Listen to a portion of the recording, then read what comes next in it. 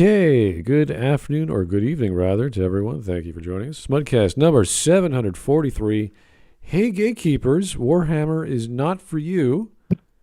Interesting What title. a dump line. Scary title. Already. Projecting title, I say. Yeah, it's kind of a weird thing to say. Gatekeepers of anything, X is not for you, because they are usually the hardcore fans of the thing and know why they're being these people who are moderators or administrators of like websites of whatever fandom. And I do apologize for putting the Dark Tide game. I just picked the one I thought was recent. And that's it. So it could be any game of Warhammer. It's not necessarily a video game. It could be any of the board games. So, or card games, rather. The gatekeepers are there for what the thing is. And the thing is, the people who keep saying gatekeeping is bad are the ones who don't care about what the thing is. They just want the thing to change to what they want it to be, which is usually something ideological. And right now, it's what we call the woke, which is just a branch of socialism, the current Hydra head of that thing. It could just as well be the Christian moms who say, you need more Jesus in Warhammer. We already have the God Emperor. That's Jesus enough. Oh, no. Well, it's kind of funny when we talk about Warhammer because everyone has a great fascination with it. And this person obviously is no different. The problem is this came out last week. And it's got 2.5 thousand views. And the ratio is so high. I've never seen, it's 41 upvotes to 281 downvotes. So nice. This is, you could read the comments and just see how people have reacted to this video. So obviously this was posted somewhere, either on Reddit or I don't know. I doubt it's part of the algorithm because it's too small. But there's just one more point I wanted to add to that. Then that is closed up, because this is basically a logic pattern. Once these people who come in, who are not there for the thing, who are there to change the thing, once they're in, they will bully everyone out who is an original fan, and then themselves pull up the walls, close the gates, and then gatekeep the thing that they changed to defend the change, that it won't be changed back. You will be called reactionary for that or something else, and you will get called all the other words they have thrown at you before. This is what happens. This is not, these people are not against gatekeeping. They just want to be the people in control and gatekeep. They're the children who want to play with the toy you're playing with, but not because but not because they want to play with the toy. They want the toy because you have it. And once they have it, they are not interested in it anymore. But they get interested in it again when you pick it up again after they throw it away. It's about control, about dominance for them. That's the whole thing. Because once they got in and changed it, they lose interest, and they move on to the next thing to ruin. And we've seen this all throughout all the nerd hobbies. Not just in all the Hollywood stuff. We've seen it in other video games. We've seen it in tabletop role-playing games. We've seen it in card games, trading card games and the like. There was influence of that in Netrunner, although Netrunner died due to license issues. We've seen a lot of it in Magic the Gathering recently, with also the total demolition of Lord of the Rings, in the same way of that Rings of Power was demolished, or rather that Lord of the Rings was demolished by Amazon through Rings of Power, and so on and so forth. This won't stop. They did the same with Vampire the Masquerade. They did it with Shadowrun. I don't know how much they did it with what's it called in English? The Dark Eye. I don't know how much they did it with that.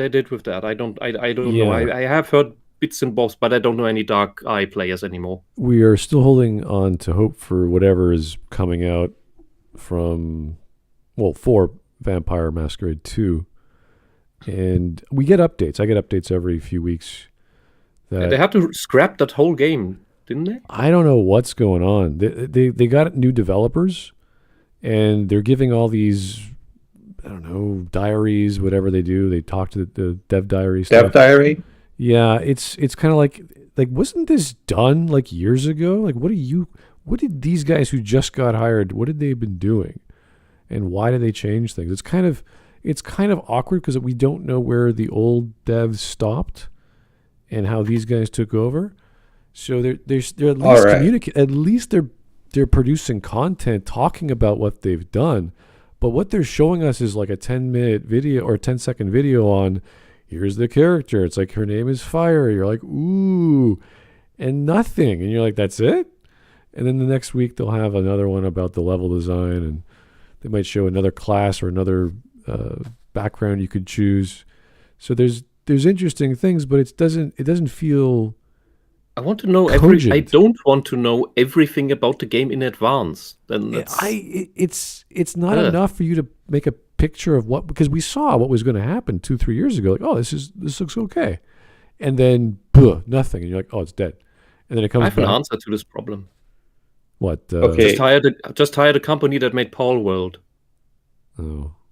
Okay. They just slap something together. I have been sitting here itching for the last 35 something odd minutes, like a bloodthirst, so just itching to get out of a portal and rip and tear. I want to see what this creature has to say, because as far as I'm concerned, it's going to be like shooting fish in a barrel. Oh. It's going to be cathartic, and there's going to be blood. Okay. Because just yesterday, we got access to the PDF for the new Bretonia book that came out for the new relaunch of the Old World. And guess what? Everyone feared that the moment that the Old World was going to come back, the Bretonians, the exclusively male knights, were going to have a bunch of women just be accepted as part of the club now. And lo and behold, at the very first page summarizing the characters, you can scroll your eyes down and you can see woman, woman, woman, woman, and every single Pegasus Knight is a woman. Games Workshop is testing the waters for giving you female space marines. And the book opens with a daughter of a king telling her how to run a country and starts arm wrestling several dudes. What? It's that bad? She lifts up one dude on her arm to show that she can be a knight. And she kills several undead on her own. Wasn't one of the things about the Old World that it is relatively grounded dark fantasy? It is really grounded compared to many other of its comparative. Because this just sounds like weird D&D with maxed stats that don't reflect in the visuals of the character. It does. It does feel like D&D 5th edition adventure stuff. But I bring up the Bretonians because previously, this is why I'm bringing it up before we start the video, Bretonia was infamous and famous for being the knight faction. Knights detest walking on foot. They will do it if absolutely necessary, like their mounts die under them, or like their horses fall ill to magics, or they have to scale a wall. Otherwise, they refuse to go on foot. Now, you have a dedicated heavy knight squad on foot. So it's just, we just have every unit that we can think of, and we'll make up shit why it's there later on. Essentially. And now, on top of this, yeah, that's like gameplay-wise. Gameplay-wise, now you have a relatively heavy knight squad, which is kind of like the same problem that Age of Sigmar produced in general. But that's the gameplay issue, because previously the whole point is that you have super heavy cavalry, very light skirmishers and archers and infantry, like pretty shit everything except for cavalry, which is fine in a balancing sense. The problem is when you take away the flavor of the army by giving them a medium in infantry. When you give them the medium that is just part of the army, not from some other army, you're robbing it of its identity. Yeah. But more importantly, I would argue, is that Warhammer Fantasy got big not because of its rules, but because of its world, the setting, and the stories told within. Warhammer 40k was sold on a badassery of space marines with exploding RPG rifles, fighting orcs and elves and communist in space. You can't really sell the same power fantasy in a setting where your average dude, like the Imperials, the human faction, can barely match up against a standard orc. Even the Imperial Guard has so many tanks and light infantry and heavy ordnance that they could shoot the shit out of an orc group before they even reach them. In fantasy, you are lucky if you get your hands on one of the 4 steam tanks left in the world. That's the horrible stakes and bad situation for humanity in fantasy. That in 40k you can just tell with numbers. When in a smaller world like fantasy, you have to use other methods, and that is what works well. You're just the puny humans. And what did I want to say? Right. What I've seen about the changes of the knights was that originally each knight was individual of his house. Yes. With his coat of arms. Yes. And what they put on the website was just a homogeneous army where everyone has the same colors and the same emblem. Now, for that, I will make I will go out on a reach and say that part of that is just because they want to invite people similar to 40k and Age of Sigmar, give like a universal color scheme that you can go for, which I think is fine. Heraldry is a pain in the ass. Doing individual noble houses is a pain in the ass if you don't know what you're doing. What's the name of the guy that does two-fin coats? Yeah, but I wouldn't do that with this faction specifically. Then I would just do it with the lesser units. You can display that fine. I really don't see the issue. I think this is the wrong way to appeal to new players. Duncan Rhodes. It was Duncan. Thank you, Chad. All of our corrected me. Yeah, two-fin coats or drink your paint water. Duncan Rhodes made an excellent video on how to do like individual heraldry pretty quickly. Like you could mass produce a couple of guys of Bretonian Knights. This is one of his favorite models. That you could just mass produce them in a couple of hours and have an army ready. But you need to know how to do it. And they were probably like, okay, if we're starting up the new game and we're putting Bretonians front and center, we need to not scare all the casuals away. So we need to give them an easy mass-produced color scheme. Could you then say that this faction of humans would be the wrong choice to start the whole? Absolutely, 100%. If what that else is could their they, what other humans could they have started with? Kislev. What? Kislev. Ah. That's it. Yeah, Kislev is the northern faction with all the bear cavalry. They have all their units written out in a compendium I have behind me. There was like a regiment of renown, essentially, with a couple of special units. They were made to order. Like you had to write an email to Games Workshop to have them sent to you and do a lot of kit bashing. But they had a lot of basic stuff there. And that was then expanded in Total Warhammer 3, where the assigned members of the Old World helped the Total War Company. So they could have gone with that human faction and also got all the Space Wolf players. Indeed. Or they could have gone with one of the other many human factions like Nippon, Araby, the Kingdom of In, the Kingdom of Cathay. No. We can't do the Easterlings. That's racist. Yeah, I have.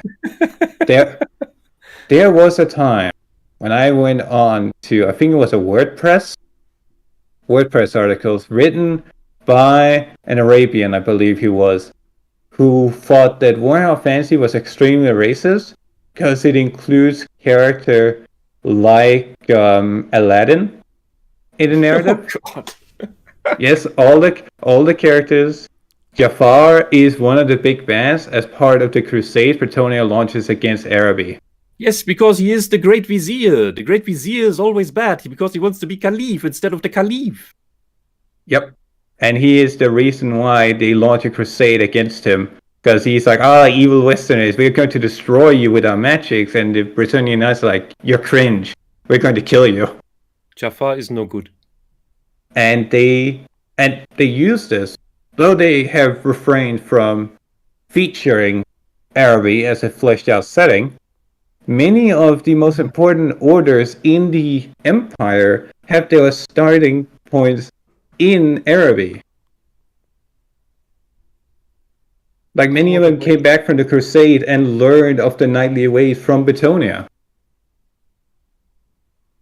Well, since GW is remaking new editions every year, once this whole horrible phase of this culture war is dead, and the world looks back on it ashamed, wondering how could we ever have done this, they might just make it again if the company still exists. Then hopefully, maybe I would. Sorry. It's fine. Let's see. Yeah, James Mackin makes a very good point. We'll get to the video in a second. Sorry, Smud. I know you're just been staying in silence here, twiddling your thumbs.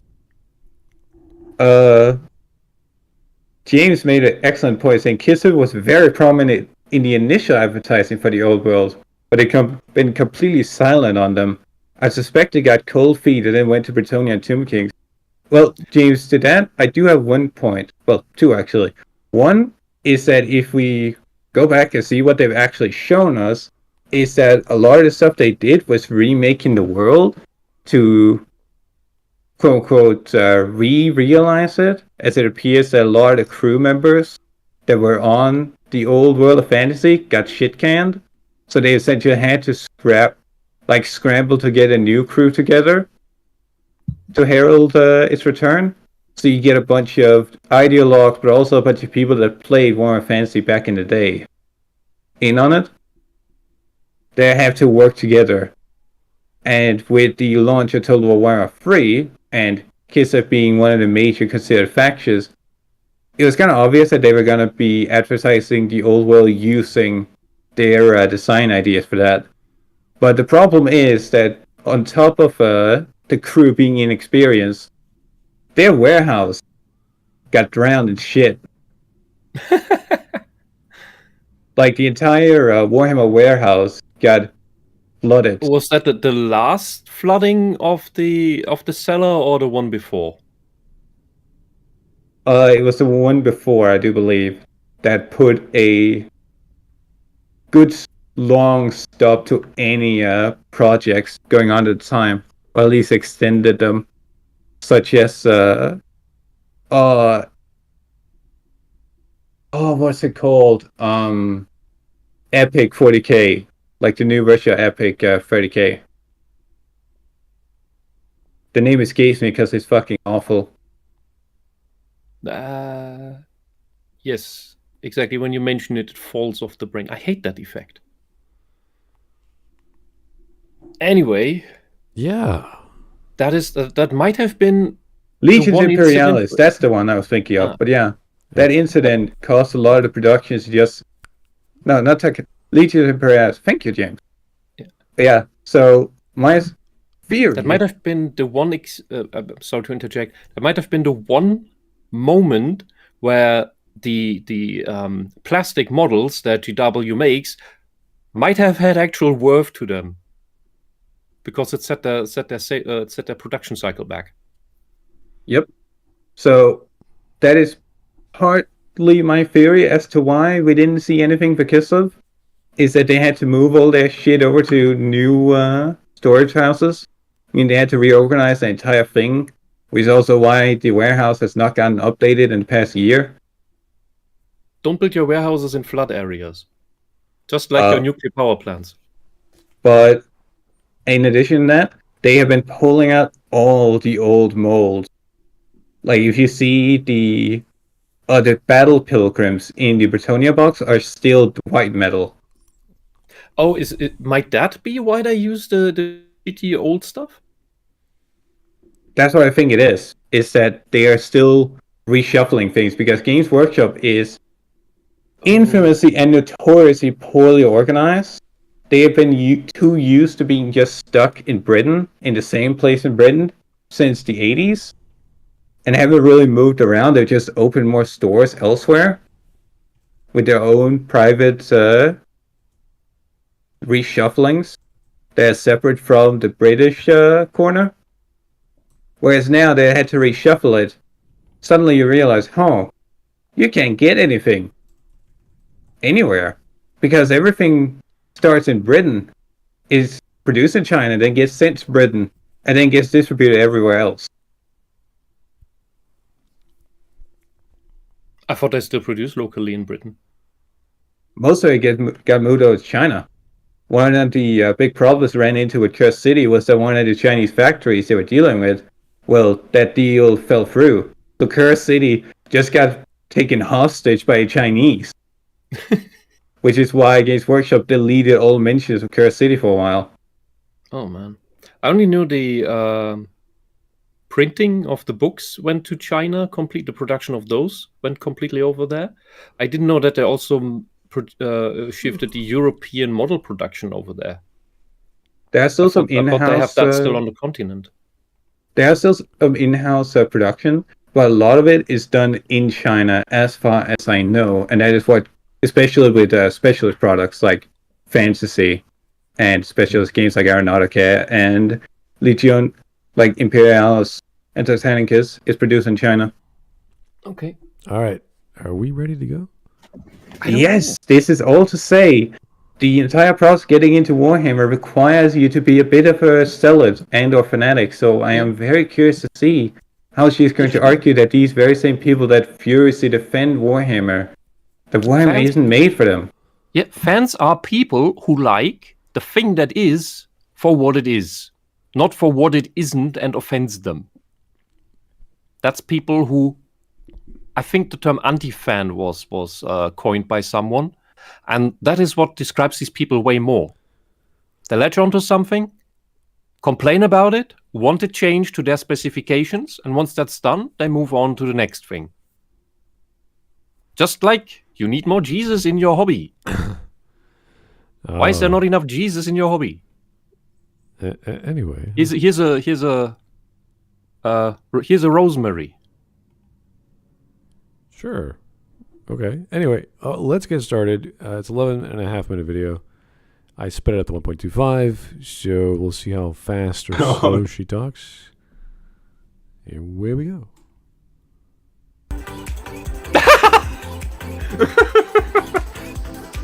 What the hell am I looking at? Are you serious? I've talked about... Oh no. That is an atrocious opening, just wobbling back and forth. I'm sorry. Production quality is not your specialty. No. That is to show off the $5,000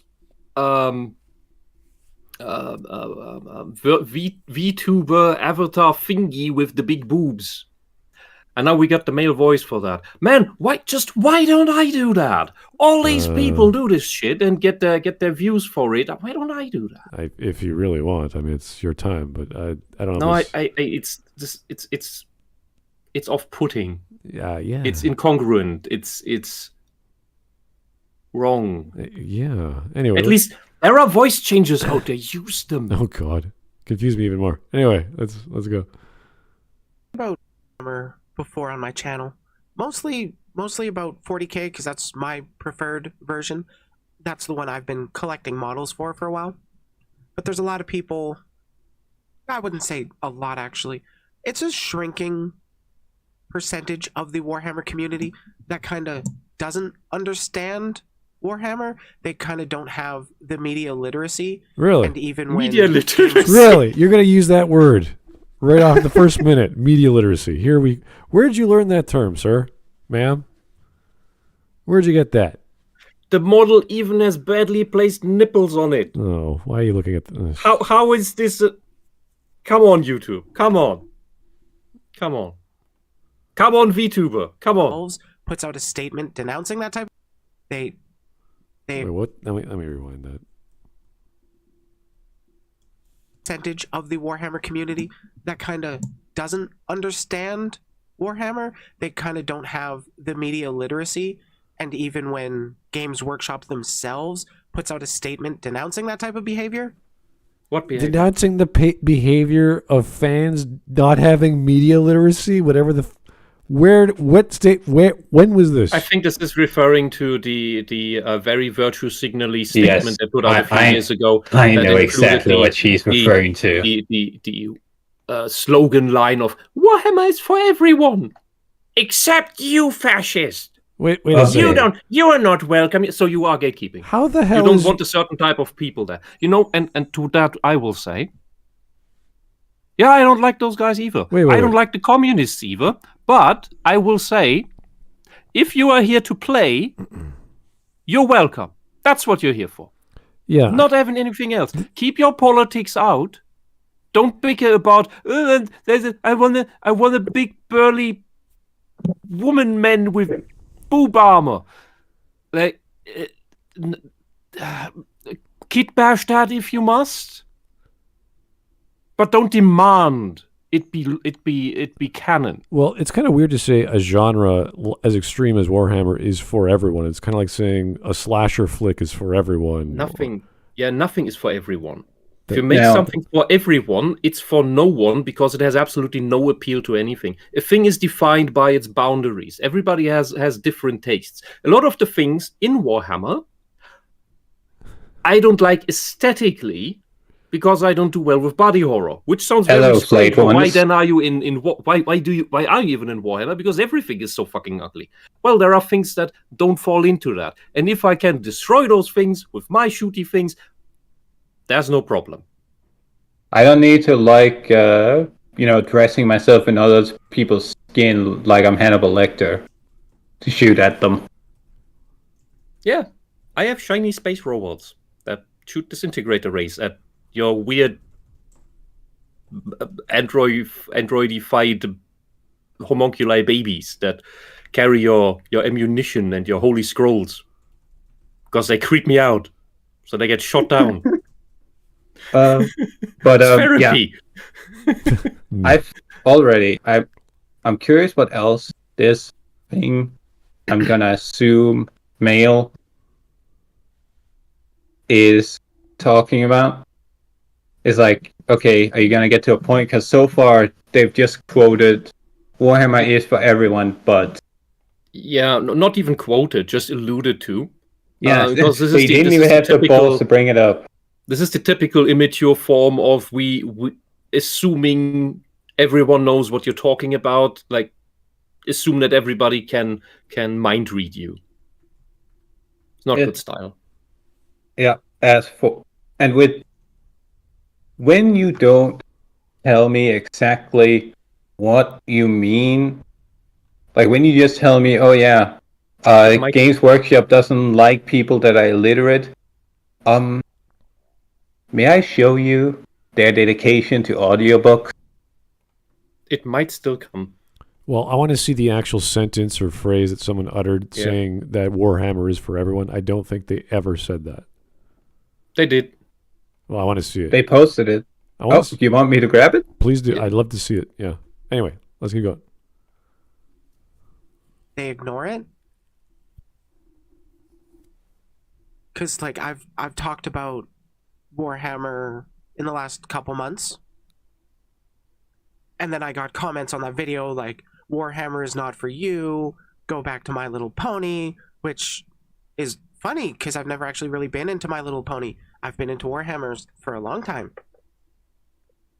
In fact, this is my collection of Black Templar Space Marines. I've been building it over years. I haven't really played with it, but they're fun to paint and build. Over years. Excuse me. Could you give me a second? Real quick. So couple of Outriders. I think those Outriders. Primaris.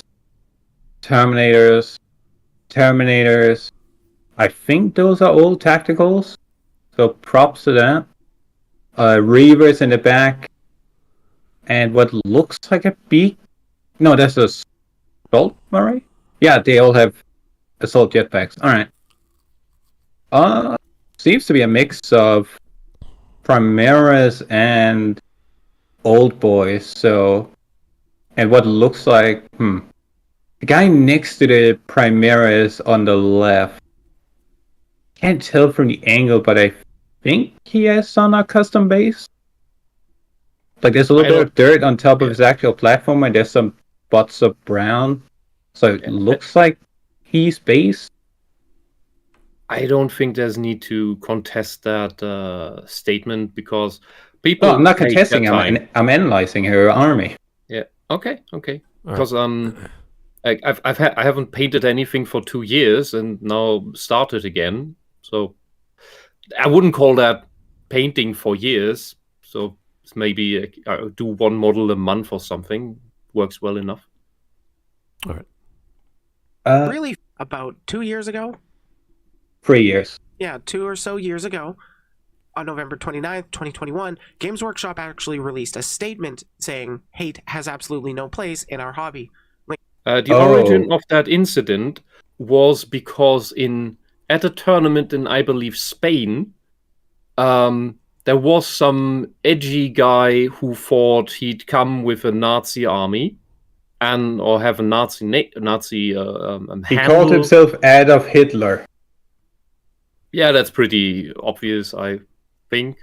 I don't know. I don't know history. I'm just German. I have no idea who that person is.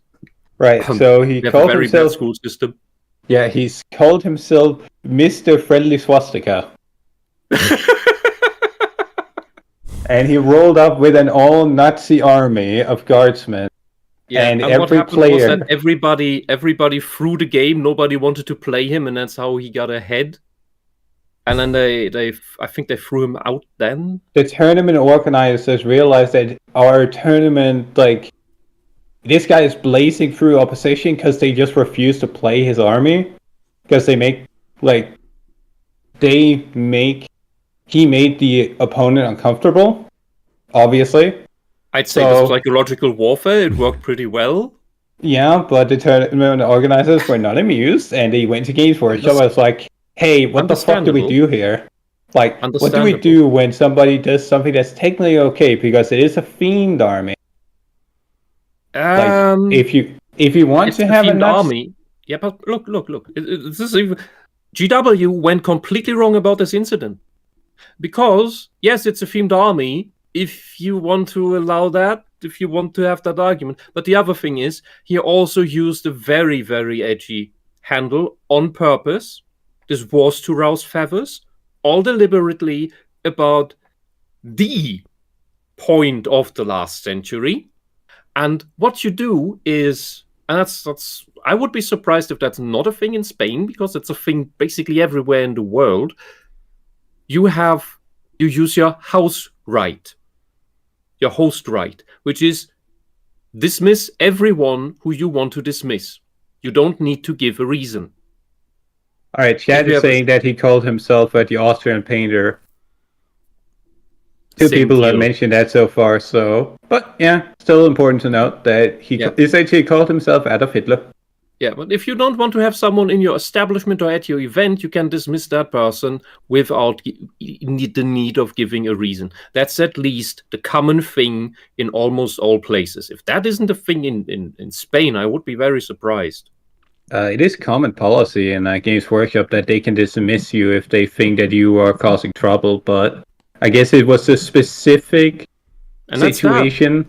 Yeah, it's a specific circumstances that made the tournament organizers call up Games Workshop and be like, hey, we just had a tournament where a guy won essentially all his fights by people pulling, essentially waving a white flag. That's causing trouble.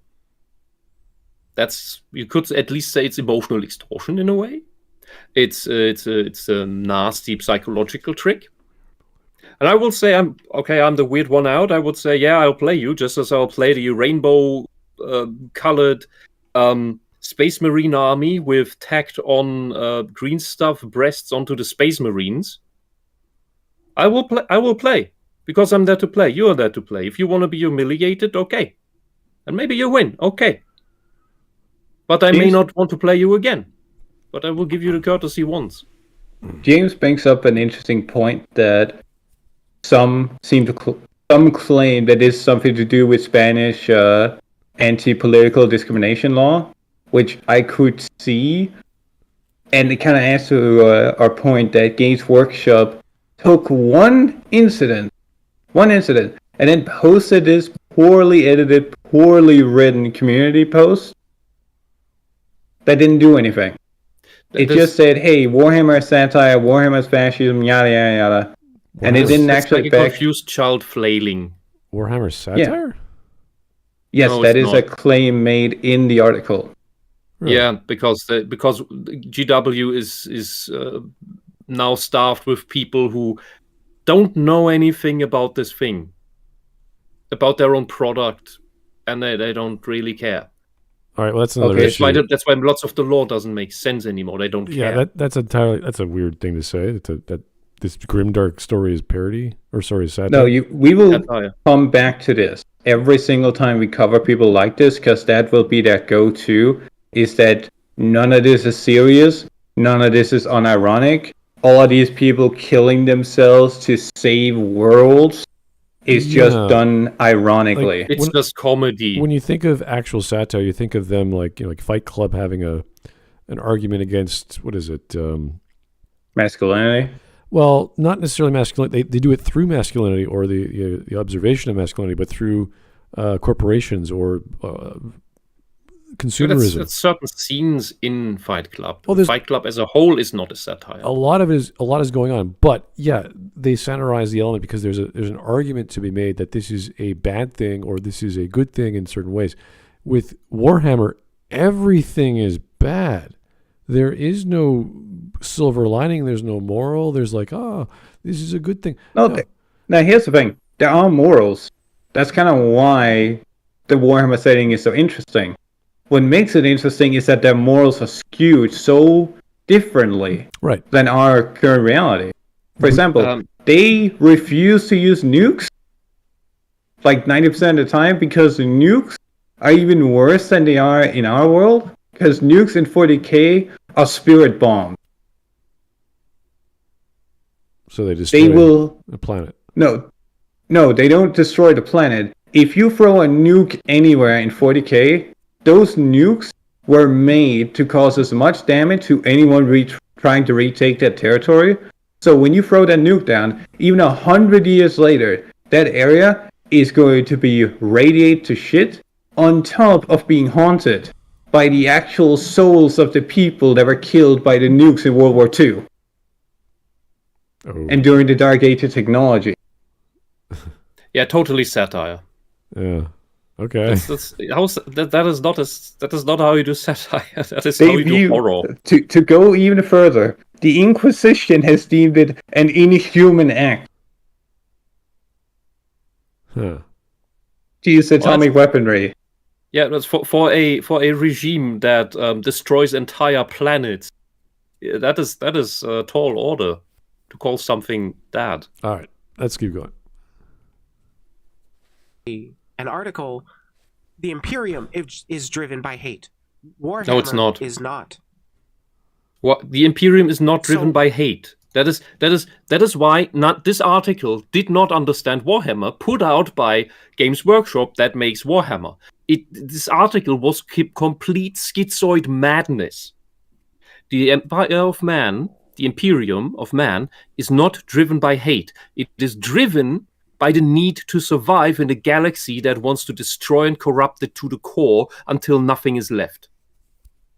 Where you have big space bugs trying to eat you, where you have orcs that are mushrooms and reproduce in the way of mushrooms, try to eat you, and not try to eat you, try to destroy you, where you have space communists, although they're rather small, they will who try also to eat you. try to eugenicize you. You have space elves who just don't like you because they think you're inferior.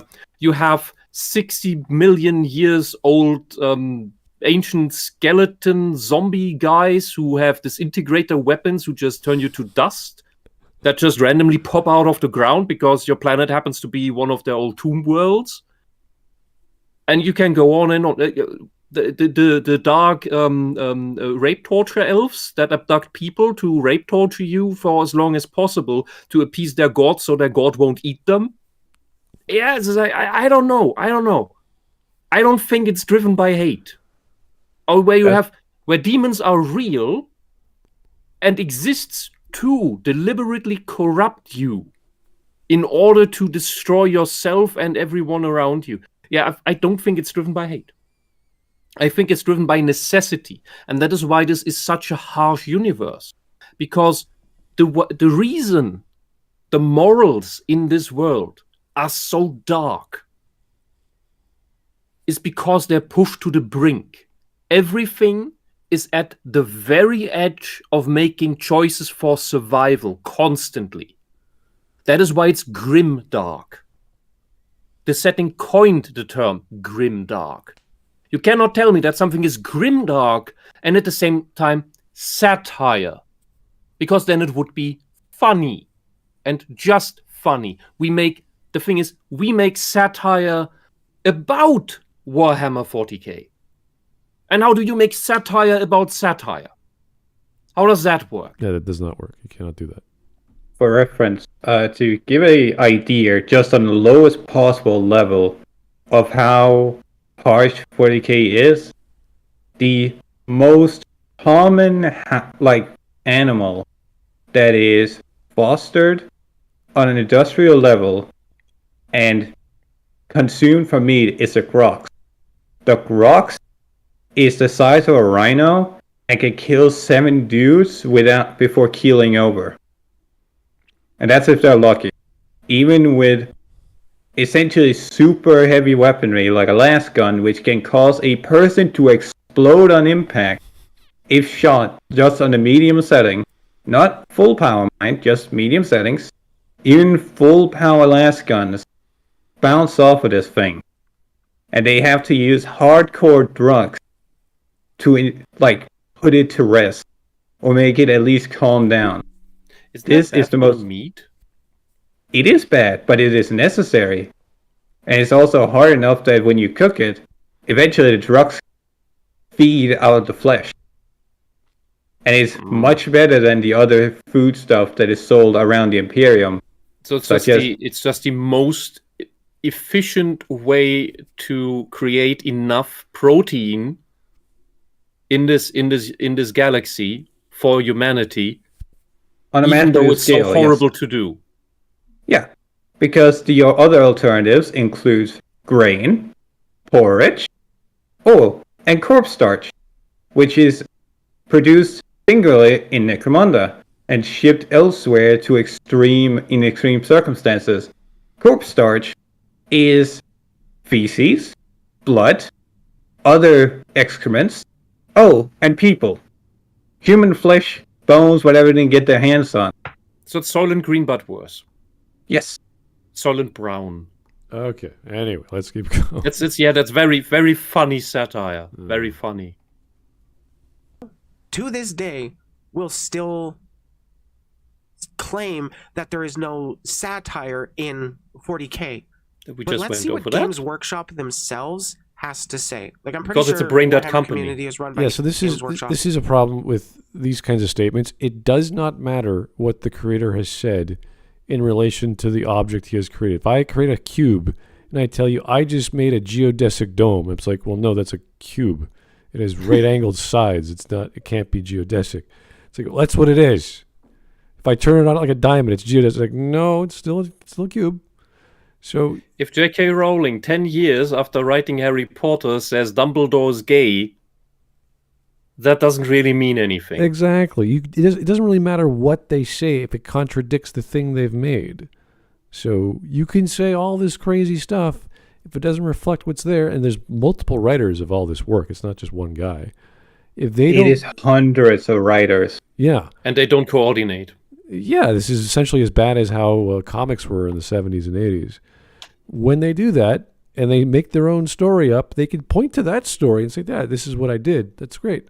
But there's a countless number of other authors that have reference and talk about, which may have done their own plot, their own characterization.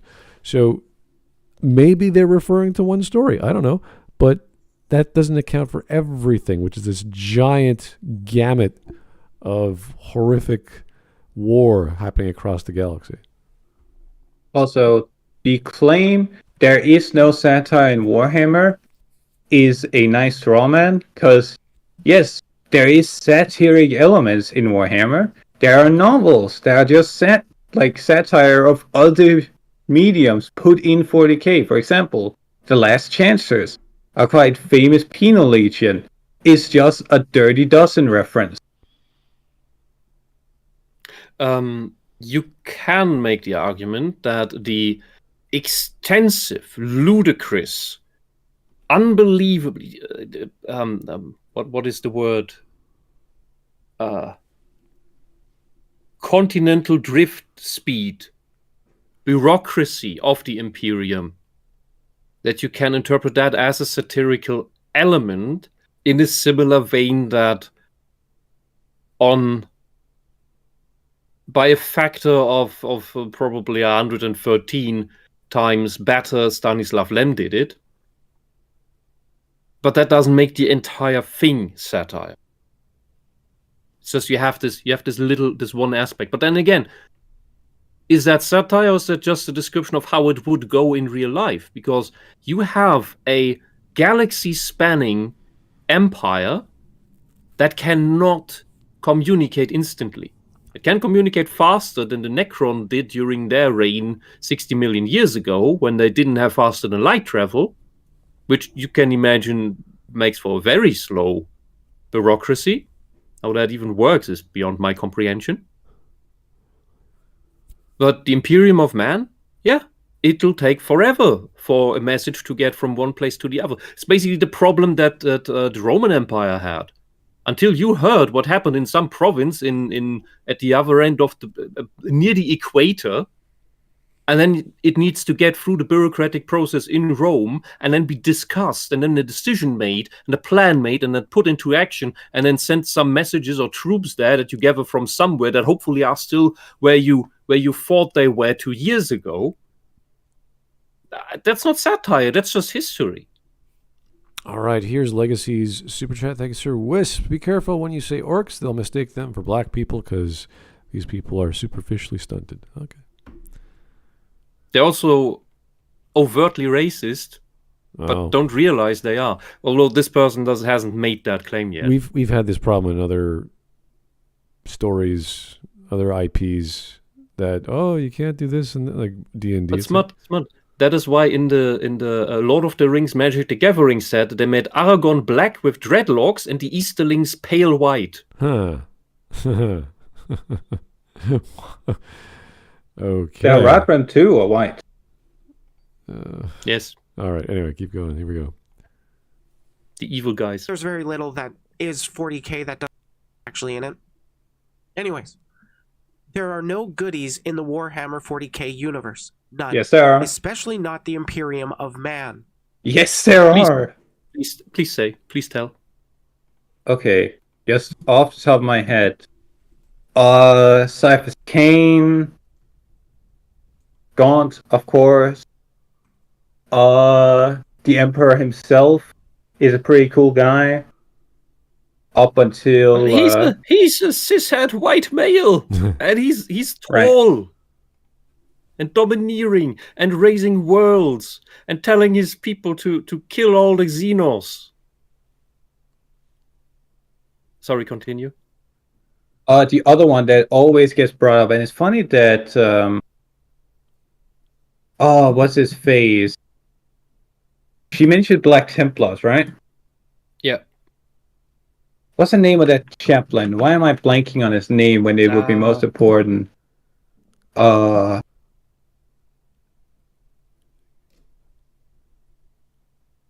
that's the guy. Grimaldus is a fucking great dude. Yes. Everyone loves to preach about Bowden's characters and mentions characters like Grimaldus because he is, at the end of the day, a very human character. He is, whilst you may say that he is a psychotic murder machine, he is, at the end of the day, very human. And he has sympathies, and he respects other people, even those below him, like biologically. And those he should view as... Yeah. Go on. And even those that he should view as expendable fodder, he looks up to, as stronger than himself. the Grey Knights and Salamanders seem pretty good guys for what they're in. Oh yeah, the Salamanders are wonderful people. They're just, ruthless against their enemies. Which is their job. They're soldiers. It's your point. I'm sorry. All right, so there's plenty of nuance to the world of Warhammer and war in general. Yeah. It's not But just kill, bad. The thing is that this here, Games Workshop themselves say, especially not the Imperium of Man.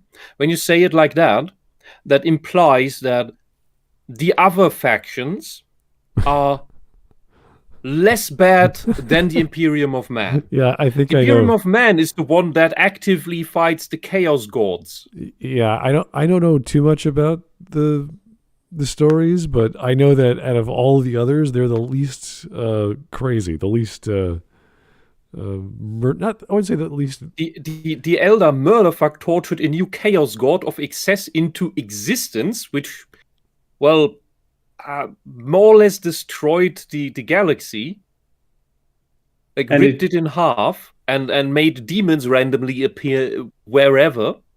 The orcs are a biological weapon that just raises the galaxy. The Tyranids are a hive mind thing from a super being outside the galaxy. Think the Reavers, but controlled by one being, that just eat all organic matter that they come across.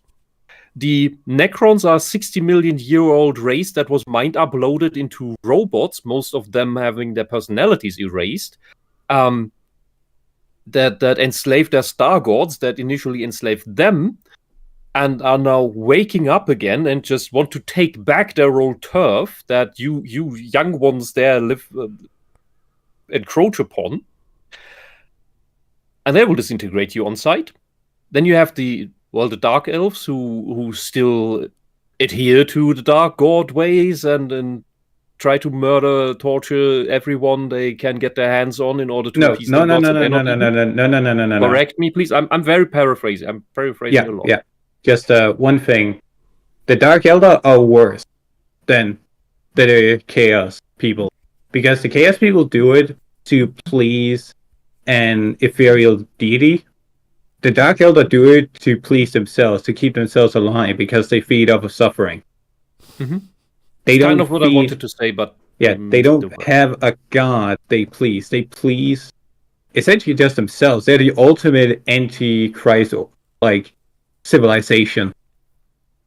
Yeah, then you have the blueberry space communists who are mind controlled by the ethereal caste and try to get you into economic contracts with them, making you dependent on their goods. And when that has developed far enough, they will start to eugenicide your people, sterilize you, or make you adhere to not reproducing yourself until they can take over the planet, which is a very sneaky, subversive way of doing things, just as the ideology they're based on. Who else do we have? Well, I could start listing all minor factions, but we don't really have the time. Yeah, but that's generally the thing. So you have the actual chaos demons, which I don't think needs further elaboration. And the Imperium of Man is the faction actively fighting that. The Elder, you can try to make an argument for, but man, they are weak. All right. They can't do shit anymore. So to say that the Imperium is especially egregious is like, I don't know. Who are you comparing them to? Yeah. Anyway, a bad take by, if this is Games Workshop's response. It's very, very, very badly written. Yeah. Probably by an intern. Its numberless legions of soldiers and zealots bludgeon their way across the galaxy, delivering death to anyone and anything that doesn't adhere to their blinkering view of purity. Almost every... What is that purity about? Blinkering? I'm still waiting for them to actually... Like, so far, they've just parroted the article. They haven't said anything themselves. Yeah, it's probably just reading the things, so I think we can just take away the article line by line. What is the purity about? The purity is about not being tainted by chaos that will destroy you and tear everyone into an abyss. Right, we might as well just cover the article itself at that point later down the line. I'd rather just hear what this thing has to say, rather than just what Warhammer, or what some intern we know was probably... Yeah. No, we know definitely it was an intern that threw that out as a reaction afterwards to the Spanish situation, because there was no follow-up on it. Yeah, you can write you can write the same thing more or less about most other factions. Slightly different words, but it's always what was it? Clubbing and chopping through the galaxy? That sounds more like an orc thing. Their blinkered view of purity. That sounds like the greater good of the Tau. All right. I'm sorry, this is just bullshit. Okay. Let's go on. Toils and misery either on the battlefield, where survival is measured in hours, or in the countless manufactorums and hive slums that fuel the imperial war machine. Oh, an agri-world can be quite nice, you know. There are social strata in this world. There are places that are more free than others, because the Imperium doesn't give a shit how you run your planet as long as you pay the tax, as long as you deliver the resources demanded of you. And they won't bother. You can run it like your democratic utopia. You can run it like a fascist hellhole. Doesn't matter. You can try your communist nonsense on your planet as long as you pay your taxes to keep the war effort going. There's a world in Gaunt's Goes Straight Silver that's just World War One, like World War One Europe. Krieg? No, like straight up World War One. Like they have blast locks, one-shot rifles, and trench warfare locked against rebels. But the rest of the thing is described as countryside France. And once in a while, the Imperium comes over and collects a couple people to put at the front line to shoot their one-shot rifles? No, when the Imperium shows up, they send like 20 dudes down and they solve the entire Civil War. Oh, isn't that nice? Yeah, the entire place is described as a scenic, like countryside planet with a couple of heavy woodlands spread across the planet. And otherwise, it's a very unassuming place, you know, aside from the horrible front lines with the rebels that were dropped off by chaos and abandoned. I would assume the counter-argument would then be, but what will the Imperium turn it into now? Another hive world? Hive worlds were already there before 40k began. Hive worlds are already a result of having buildings on buildings on buildings throughout the last 20,000 years. And they've only gotten worse since 30k. Yeah. So what would they most likely turn this world into? A civilized world. That's stuff like anything like Earth, where they don't have, where they can be anywhere from, you know, pre-spaceflight to minimum spaceflight, where they can send rockets into space, is called a civilized world. Okay, what would constitute the Imperial tithe on this world? It depends on what they produce. Usually it's anywhere between 5 to 20% of what they produce of the highest quality, or what they can give in manpower, depending on, again, what they have of value. So on this kind of planet will probably be grain, like 5-10% of that grain. All right. Doesn't sound so bad, honestly. It Could really be way isn't. worse. It's why I'm wondering, what does this thing actually have? Like, is there an individual thought going through its head? Or is it just going to keep reading through this article to try and prove a point? I say it's going to be reading. Because if that is the case, then I'd rather we just stop. Well, let's be honest. Let me just go a bit further ahead, see if they're still reading. All right. Yep, they're still reading. Still reading. It's justice. Still reading. All right. Well, at least we'll do the last few minutes. Let me just bring it back a bit.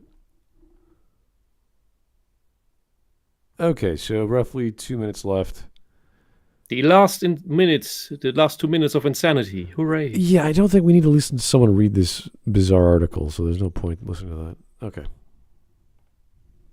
An educator, youth worker, or Still leader of a reading. young person's group, then we're here to support you too. We've already contributed millions of... Wow, yes, they're a great company. We get it. Warhammer. What is this Warhammer Alliance network? I have no idea. Never I'm looked gonna be into real, that. that's getting them addicted to the plastic crack early. I see where they're coming Oh, from. that's the thing where schools get But free it is minis. important to give youth hobbies and stuff to focus on, to encourage creativity. It's our hope that the Warhammer Alliance can Still continue reading. to provide a creative and educational outlet, building a course. community of shared belonging and respect between young people from all walks of life. Oh yeah, that's why you push the thing that gets accused by exactly people like this onto school children that are oh god, I have to rephrase that sentence. Sorry. So you give stuff to school children that are accused of by people exactly like this, although here the example doesn't work completely, who call the Black Templars fascists and Nazis because they have the Iron Cross on them, and call the Imperium fascist and racist and sexist and all of these other nonsense things. Why are you listening to these people, GW? You want to get rid of people who buy your stuff? These are the people who cause the most trouble and buy the least. That would be my assessment. That would be my guess.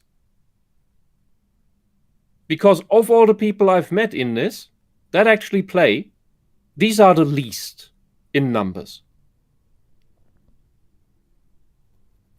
GW wants to get rid of the main players that care about what lore they have, even though they keep ripping it apart.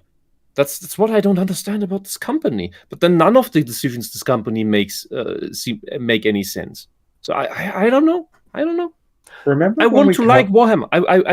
And there are things about Warhammer I really, really like. And I want to like the whole thing, but GW makes this really hard. And this is No, even if they tried hard, you wouldn't. I know. But this is because they don't give a shit about the quality of writing. They don't give a shit about the quality of authors they have. No, I'm saying even if they did, you wouldn't like all of it. Cannot in this yes, of broad course, scale. because there's so many directions, so many subgenres within this giant thing. I know what you mean, but I mean at a greater part that I do like it, because writing quality, I'm sorry, that's not really there. And from a gamer perspective, the way they write rulebooks is abysmal for a company that has 30 years experience in this. The translations of their rulebooks are even worse. The German translation in the last edition of of engagement range was translated into German with the if I translate it back, it would in English be close combat range, which for anyone who knows what engagement range is in Warhammer, that means you would have 6 inches forward and 3 inches to the side, or the other way around, as a close combat range. So your dagger would have different lengths depending on where you point it, which sounds insane. We went through this whole thing a couple of years back when Wisp got the German version and how awful it is. Yeah, I think and 2 years ago. I'm sorry. Yeah, had to send the English version that clarifies stuff for her so she can see, hey, it just means engagement range, not, knife range. I was losing my mind. It was on the first page of the rules. I got through this whole badly written codex that had typos on every other page. Like badly translated Google Translate texts that were badly written in the first place, then badly Google translated, and then had additional errors and typos in it, and garbled sentences that made no sense while reading not like lore, but like an advertisement for units I had absolutely no clue what they even were yet. For every faction. It is written like an 8-year-old would write something. and then for 200 pages or whatnot. And then I get to the rules section. Okay, let's get to the actual game. Close combat range forward is this long, and to the side it is this long. What? People are playing this? What is going on? This is all to say, Games Workshop has plenty of issues. Let us wrap up this video. This was a waste of time. All right. Warhammer Alliance, please visit. So yeah, it's just really funny to me that there's still people that will desperately try to say that Warhammer is not for you, when in actuality, Games Workshop, the creators of Warhammer, standing. Oh, you're so stupid. I'm sorry. This is just, we're talking to a child, or listening to a child rather. Oh, yes. The guy said so. Therefore, it's about true. This screams child. They said they wrote an article. Therefore, it's true. It's like, right? Yeah. I looked at the title. I looked at thumbnails, and I was like, okay, just judging alone by the thumbnails, by the titles, I'm like, okay, the titles grab you, but I betcha, just from everything you are presented to you visually, this is going to be somebody that doesn't have an original thought in their head, and it's just a reading out loud. What was this? Just somebody with not an original thought in their skull, just reading aloud. I bullied the creator into saying what I want, and now I'm using that as justification for changing the hobby and making it into what I want. All right. Now give the Space Marines boobs, because I want Space Marines with boobs. Here's the thing, Whisp. I wish that was the fucking point of this video, but they have done nothing. They made no demands. They made no points of their own. They just read the article and said, here it is. What the fuck were we supposed to go for this episode? This was a waste of fucking time. I feel... Do you remember when we covered that guy that admitted that he doesn't care about Warhammer? That was funny. The one where I was bringing out the old... Arguing for an hour and then saying, like, I don't care about Warhammer. Yeah, I was bringing out the entire backstory of, like, how the Imperium is structured and how it is so inefficient compared to fascism. Fascism would be a superior option to what the Imperium's feudalistic monarchy is. And then he pulls out actually, I don't care about Warhammer. Like, oh, this has the same energy. I don't actually care about the thing I've been arguing for hours. It won't change so much that I make long videos about how it should be changed. I don't actually care about it. That is the people we are trying to gatekeep out. Because they want to change something they self-admittedly do not care about. I can't even say if you can gatekeep. Why are they part of everyone? I can't even say you can gatekeep this kind of idiot. It's like when something... The only way you gatekeep that is by not listening to it and telling the people around you to not listen to these people. Well, the way I view it is that if somebody has information going one side and it come out the other with, like, just air through an empty room, what is there of a threat for this person? What is... Okay. What do they hope to achieve with this video? They do not come off as a fan of Warhammer to me when all they do is read like a bunch of articles from other people or watch videos by other people. What do you think people are going to take away from that? Aside from, hey, another person that can react to content I like. And then they don't even react to it. They just read it. That's all she did. It just read. And it's just to say, I'm actually right. Gatekeepers are bad. Yeah, do you know what people want in? And they will be the new gatekeepers because they will keep everyone out that you are telling to not be gatekeepers. Well, here's the thing.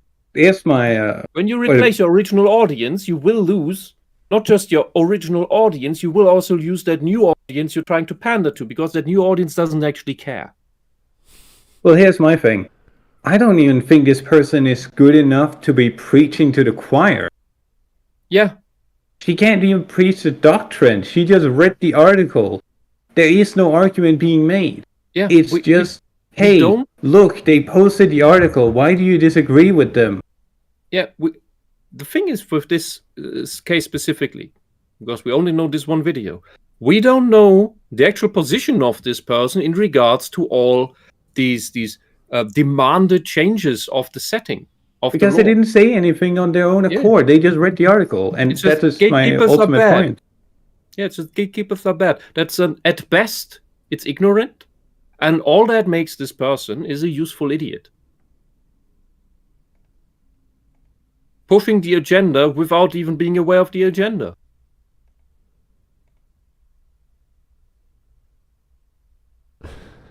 And please get a less stereotypical avatar. Also, Smut Boy. Do you still believe in the things you said in your 300 videos 3 years ago? My 300 videos, what are you referring to? I assume they're referring to your streams. Geez, it depends on what we're talking about. What's the topic? They don't mention, they just ask, like, do you still stand by your previous comment?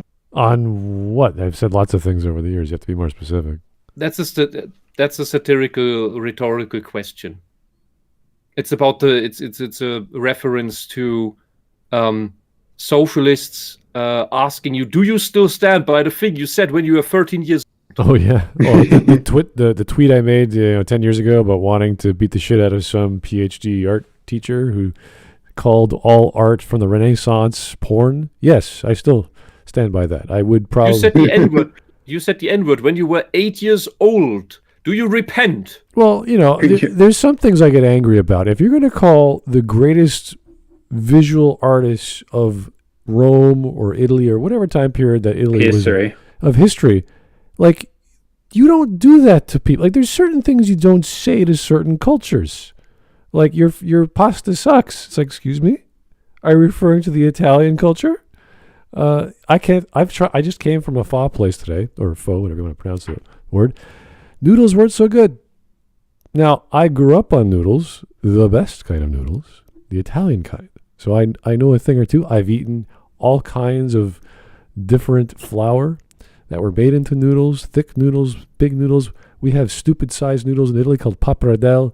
I hate those things, but they're still the better kinds of big noodles.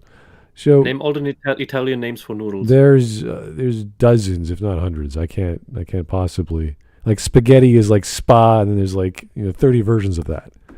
So there's too many. But like, if you start pushing people's buttons and you call Michelangelo porn for the rich, I don't care who you are.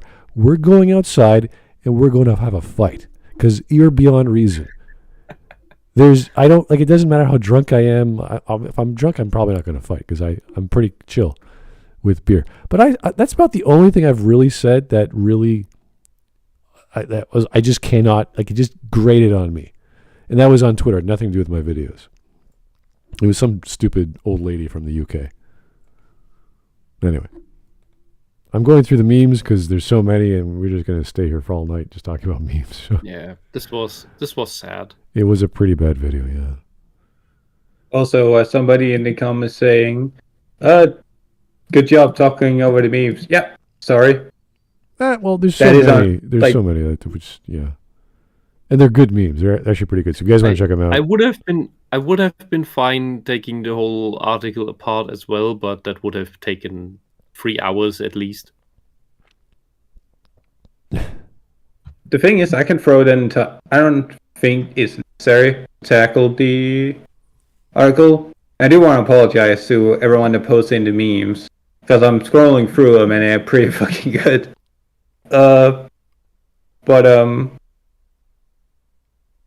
The article I don't think is worth covering because Games Workshop had already, essentially disowned the writer of that article, as far as I'm aware. Because it just gave them a worse image.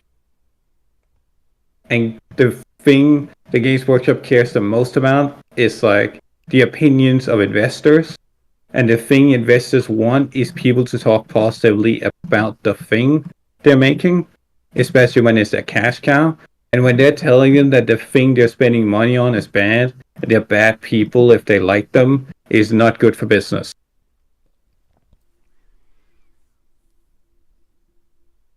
When you make the Imperial Stormtrooper out to be a fascist, as the new trilogy learned, that's a really bad marketing tactic, because now you're making all those people that dress up as stormtroopers or make gags about stormtroopers into fascist propaganda, or make them out to be. Then you make them feel bad about buying them, which will make them less likely to buy them in the future. Yeah, you're basically passive-aggressively demonizing half your cosplay scene. Yeah, which is a very effective marketing scheme. Like in terms of making people dress up essentially as walking advertisement. So I don't see the big gain there would be.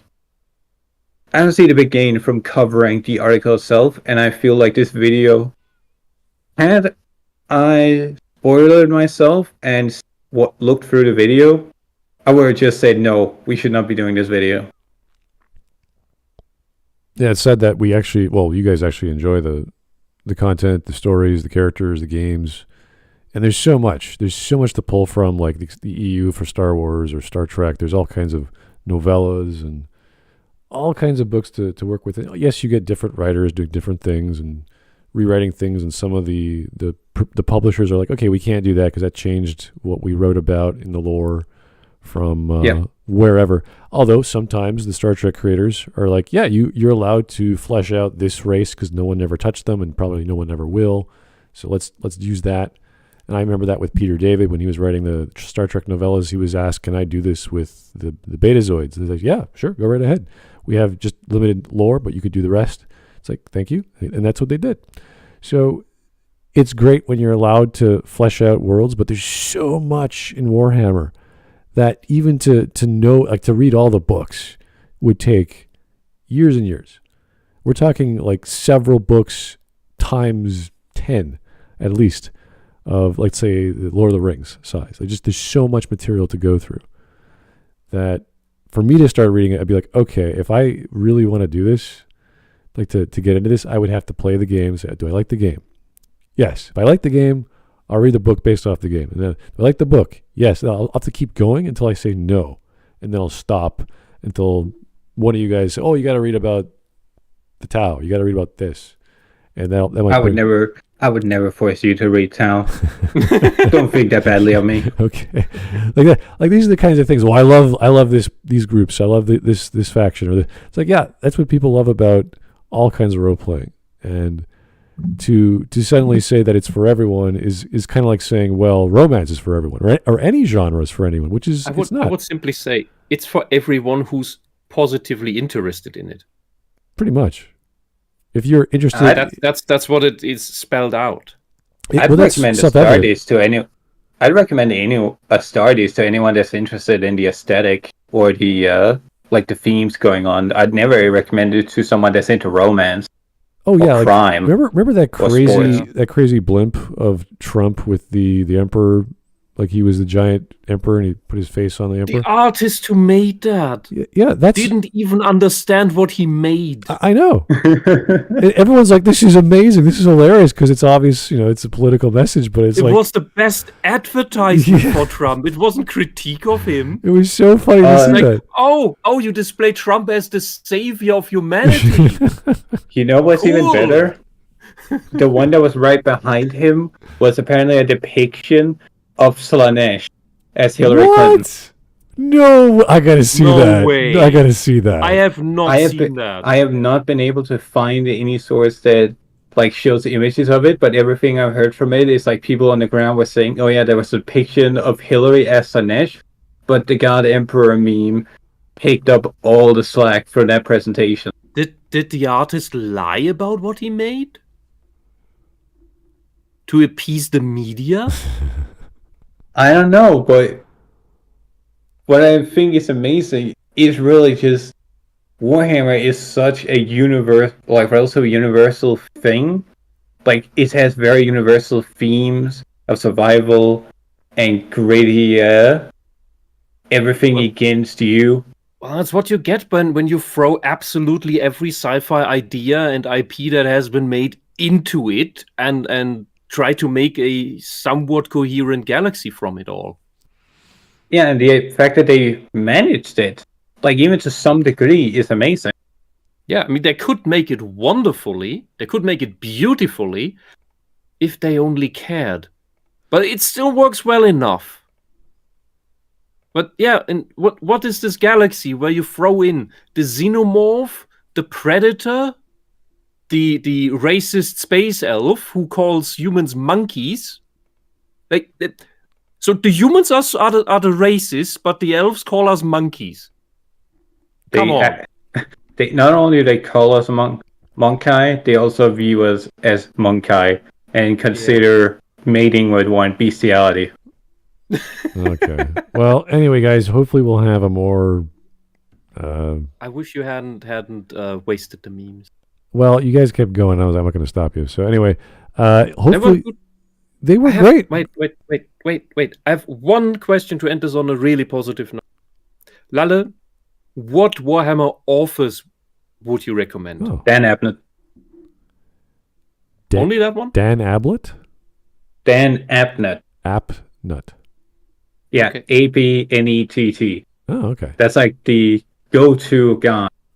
Okay. I recommend. The author of Cypher's Kane, I really like. Her depictions of 40k is the most accurate we will ever get. Sandy Mitchell, that's the one. The other ones I am more hesitant to recommend. James Swallow, if you can stomach his sudden screen transitions from topic to topic, yes, I know, funny name, Swallow. He is an amazing writer. He writes really good stuff. It's just his transitions are so jarring. The other one is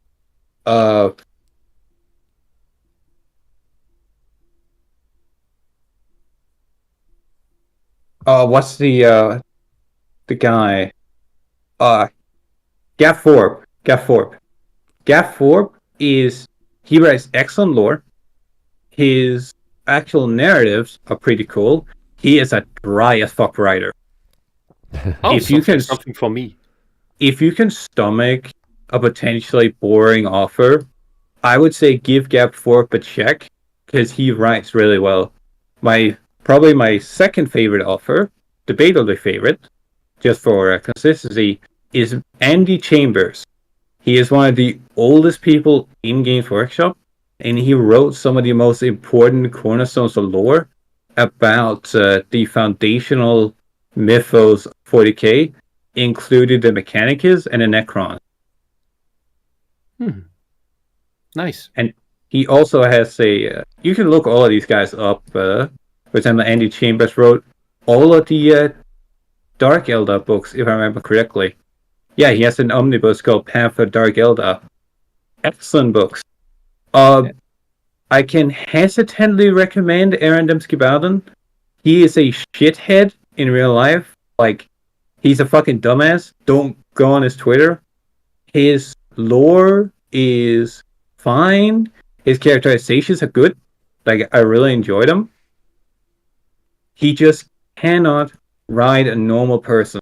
So do not expect to get a good contrast between a super soldier and a normal person, because even the most normal dude written by Bowden is going to have a laser eye that can digitize anyone into an anime waifu that will then turn into a servo skull and vaporize people with laser eyes. Okay. But that is a character, or not a character, but there is a character that's like just a lowly serf in one of his books that also has a hidden laser eye, which is something only Inquisitors and Nobles get. Is that the author's poorly disguised fetish? It is a woman. Hidden laser eyes. But yeah, Bowden's work on the Black Templars is partly why people love the Black Templar so much, like Geraldus. The War for Armageddon.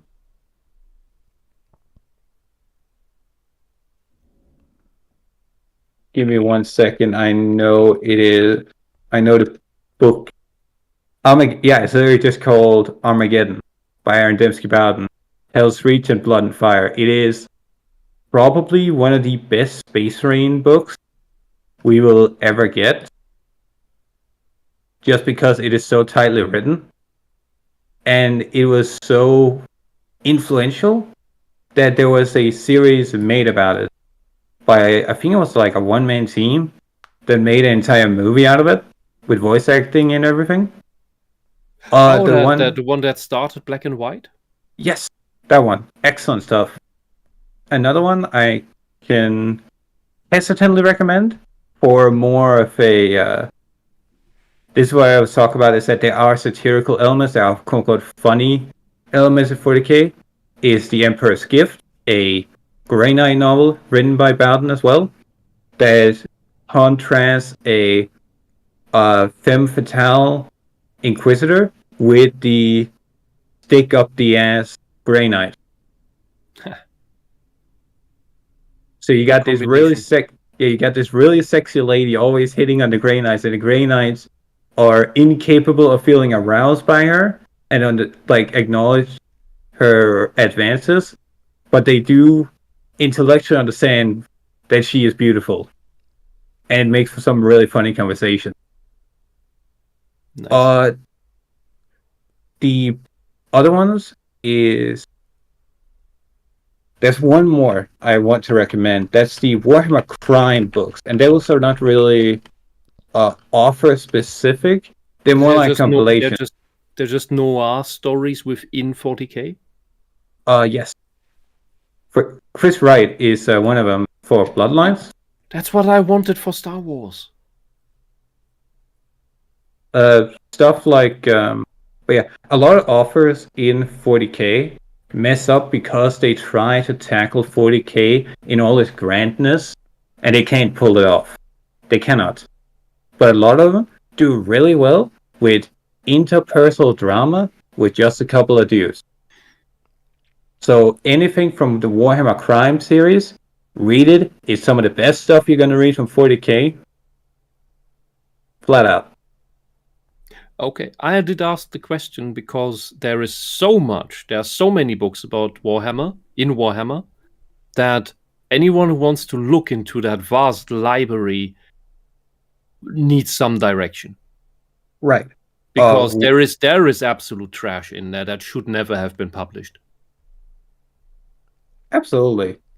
There is one author I want to warn anyone against if they're trying to get into Warhammer.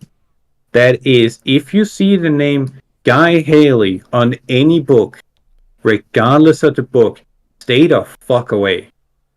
Just walk away. If you see his name on a book, outside of Warhammer Crime, he has like an alright Warhammer Crime story. He is the main writer of New 40k, and he is one of the most obnoxious.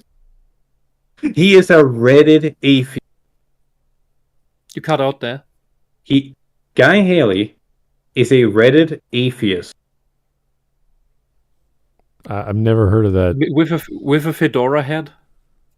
He has the soy beard. And he is completely bald. He writes some of the most obnoxious, horribly written lore, and just straight up terrible book that I've ever read. Does it read like J.J. Abrams and Ryan Jones' Feel? It's worse. Worse? Yes. Oh dear. It is the and then cool scene, and then cool scene, and then cool scene? Yes. Oh god, no. That is not good writing. That is 8-year-old writing. Yes, there's a character that Guy Haley hijacks as his personal OC called Paul. He has a self-insert. Oh, great. Yeah. Paul was made before he started writing him, since he was written for the Codex. But he wrote his novel, The Great Project, or The Great Work. He is one of the most infamous characters in 40k right now, because he is a 10,000-year-old robot dude that is also a chaos worshipper that has been employed by the Imperium for 10,000 years and has been allowed to work with the Emperor's gene seed and modify it. Wait, are you telling me Call is his self-insert? Yeah, he's self-insert. In the great work, he is just Guy Haley's self-insert, because the entire time he mocks the Adeptus Mechanicus, he mocks the Imperium's backward ways, and says that everyone should just do as he did, and everything would be better. The only reason why people recommend the great works, and I want to believe they do it as a joke, but I know there are people that just like that style of writing from Guy Haley. There is a character that is constantly... He's essentially the pet of Cole that constantly shits on him. And it's through this guy that you see most of Cole's actions, except for a couple of infuriating flashbacks where it is revealed that Cole is chosen by Jesus. Are you shitting me? I'm not. Jesus. One of the brains that Cole has in his head is blessed by Jesus in order to save humanity. Is he schizo? Yes. I mean that brain. I don't mean does he have split personality because he has many brains. No, but because like that is a bit insane. One of his brains met Jesus. How? He was there. How was that brain preserved? We don't know. Chaos magic. Oh God. I haven't read the Call books because the character repulsed me. From everything I have heard about it and the lore around that, because it just is all just ham-fisted stuff to sell new models. And I'm not opposed to the new models. I just think they should have released them without any need for lore editions. The thing is, Call always, everything around Call and what Call does sounds to me like he is a worshipper of Singe or an agent of Singe without knowing it.